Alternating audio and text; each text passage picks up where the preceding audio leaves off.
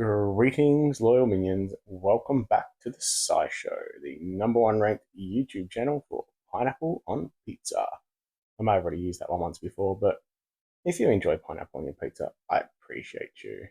If you don't, I appreciate you as well. Who cares what other people put on their freaking pizza? Uh, Theme of the night, I'm making pizza, hence the reason I said that. uh, we're here to review the new Woodland Faun family hero, Ascian. I'm going to go with kind of cool artwork. Not really my style, but I can appreciate that for what it is. That's looking quite cool. Same team power as the hero from last night, I think 1165. As I said, we did get some word from Small Giant that they are going to try and stop the power creep and try to use skills to sort of differentiate heroes as opposed to extra power. So it's interesting to see sort of how quickly that will tie in and how much it does slow. We do have a new 4-star as well. I'll have a quick look at them later. Ascian, a blue sorcerer. Oh, I'm clicking all over the place here. Fingers are out of control. Blue sorcerer gives the chance to drop the mana generation of the target, which is really annoying. I do like that when it happens. For yourself, I hate it when I'm playing against someone and it happens to me and I think I've got my tiles and I don't. So, nice little skill. Ailment immunity, also enjoyable. That one just gives you 6 turns where you're safe from getting those ailments. So, all lovely darts. The family bonus for 1 or 2 heroes, 75, 100% chance to resist mana reductions and mana status ailments. Each successful resist gives the family each successful resist by this family gives the character 5% mana. So nice 75% chance there. And a 50%, 100% more damage dealt against minions. So just with one hero, you're dealing extra 50% against minions. It doesn't say mega minions, so that's looking nice. Little family bonuses. I did have a chat with someone yesterday, and we sort of come to the realization that they don't always make the families compatible with each other. And we were talking about the slime families, and in particular, you've got Sludgus who overrides. There's so many other slime family members that have buffs and those sort of thing. And my opinion is they should actually keep each family to 5 members, one of each colour, and actually build the family bonus so you get something for 1, 2, 3, 4, and 5 heroes. It doesn't have to be super strong, like just because you've got 5 heroes in there of the same team, but it would be lovely if you could actually have all 5 heroes of the same family that actually have synergies together. They work well together, and you can take full advantage of that family bonus. Anyway, that's a little bit of a sidestep. I don't know, let me know what you think. I just think they let the families run on. They have no real cohesion between some of the family members. There's no reason why you'd want to use them together. Anyway, just thought I'd throw that out there. Onto the passives, we have Resist Insanity, so instantly makes it great for Insanity War, and Resist Attack Reduction, so it's always good. Also, Resistance against Wither, which is important to note. So, very good family bonuses and passives. On to what's important, the special skill. We're looking very, very solid there with all the stats. Portents of Future.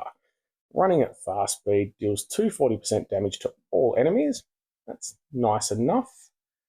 Just trying to think of any other sort of fast hit-alls that have come out recently and what sort of damages they're doing.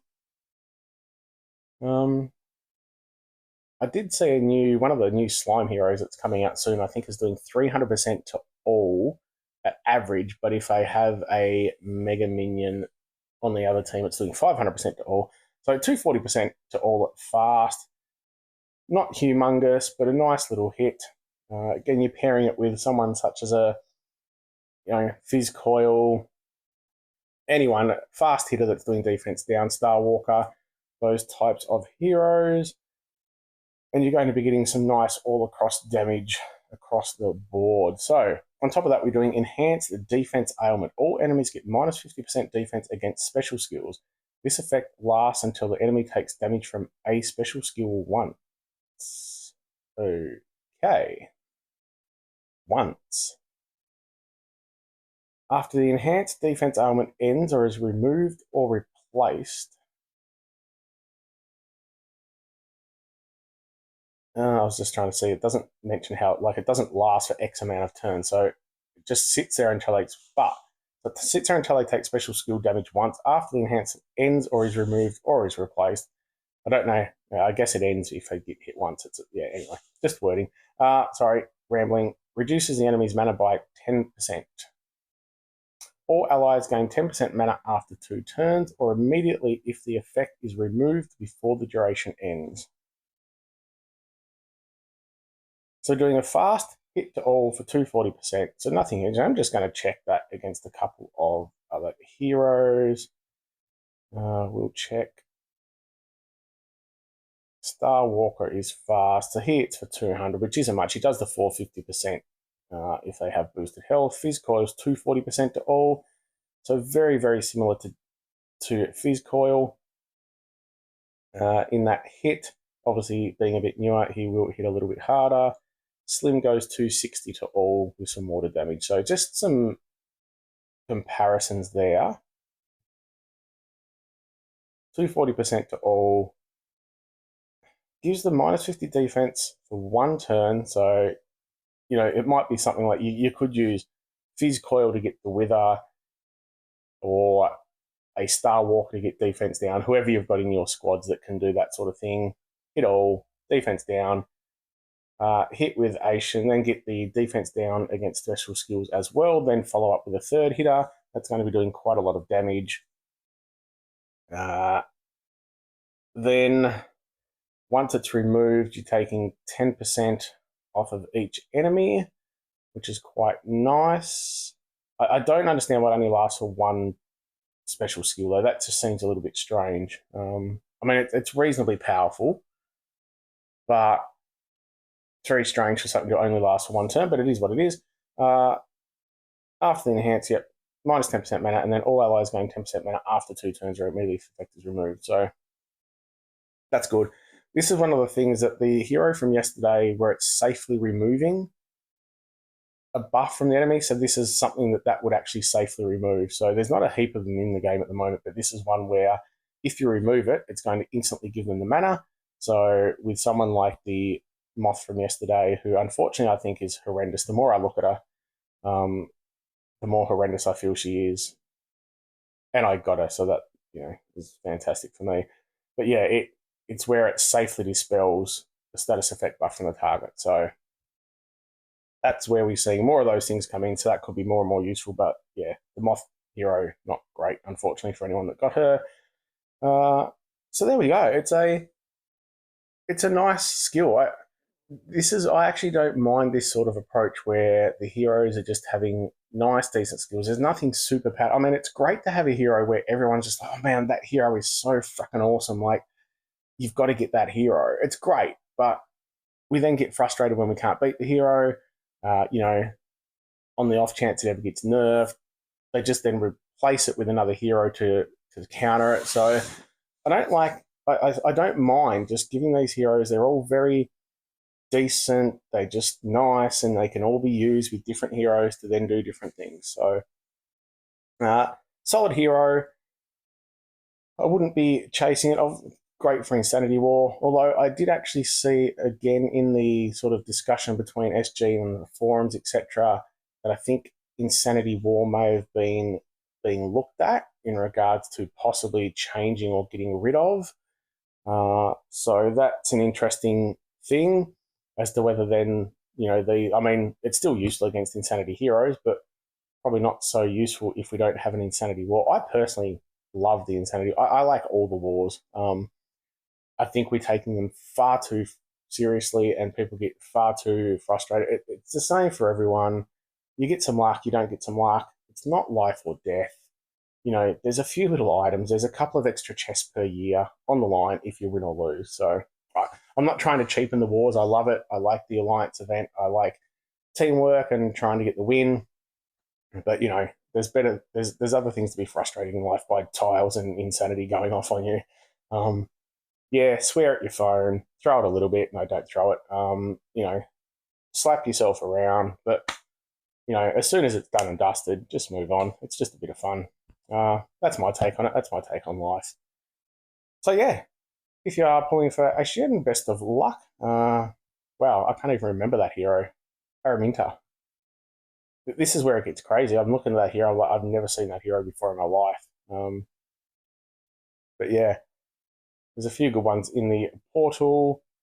I am just going to have a quick look at the 4-star whilst I'm here. It's nice to see a new 4-star. Same family bonus, 75, 100% chance. Yep. Yep, looks the same. Resist insanity, resist attack reduction. Very good stats. Again, generally the newer 4-stars are going to be quite good if you're talking tournaments and those sort of things. Running at fast speed, a rare cultivator. We are a monk. Looks a little bit like Bramble, to be honest. Yeah, got a little bit of a similar vibe going on. Might be I don't know, it could even be his wife, is it? I don't know. We'll go with that. Myrtle and Bramble, sounds about right. Fast speed, rare cultivator, deals 280% damage to the target, minor damage to nearby enemies. Enhanced defense ailment, the target and nearby enemies get minus 40 defense against special skills. This effect lasts until the enemy takes damage from a special skill once. So very, very similar to the 5-star. After the enhanced damage ailment ends or removed or replaced, the enemy receives 630 poison damage over 3 turns. This effect spreads to nearby enemies. Really like that. Target and nearby, the target and nearby. So they all 3 of them get it, and then it spreads as well. That's a really strong hero. It's going to be, I mean, depending on how strong you are in events and how much you go for it, but that's going to be very strong, especially something like a bloody battle bloody battle tournament. Yeah, you're giving a nice little hit. You follow it up with something like a Cademan, you know, any other hit 3, green, really. Yeah, and 630 poison damage over 3 turns, so a couple hundred a turn. Pretty solid. Very, very nice for a 4-star. So hopefully if you are doing pulls and you don't get the 5-star, you do nab Myrtle. I have 1 pull. I'm going to do it. It's not very exciting doing 1 pull, so there we go. We got Saskia, who quite a decent hero. Can be good. Again, even in Insanity, being a 3-star, but being resistant to Insanity and being a healer, you can then dump some. I personally am a bit against, 3 stars are a little bit low now to be taking in 5-star wars, depending on your level. If you are in probably, an alliance around about the 1,000 mark, it could be something useful to take, especially in an attack team where if you get them up, you can just help your team out by getting rid of the Insanity with a safe heal. There we go. Hope that helps. Hope it helps you with the decision as to whether to pull here in Moths or, Monster Island coming up soon. I believe Isidore was going to be featured on the calendar, but it's been replaced with Bramble. So Isabel as well. Some good heroes all around. As always, choose where you spend your money and tokens wisely. There is always a better hero tomorrow. That's my takeaway. The longer you wait, the better the hero you get will be. As always, thank you so much for watching. Zoomed past 900 subscribers, on the way to 1,000. I cannot tell you all how much I appreciate you. The support's been amazing. If you like what I'm doing and haven't yet subscribed, I don't know why you haven't, but gently press that subscribe button. Maybe you just like hearing me say, gently press that subscribe button. Give your kitty a scritch for me, and have a bloody good one.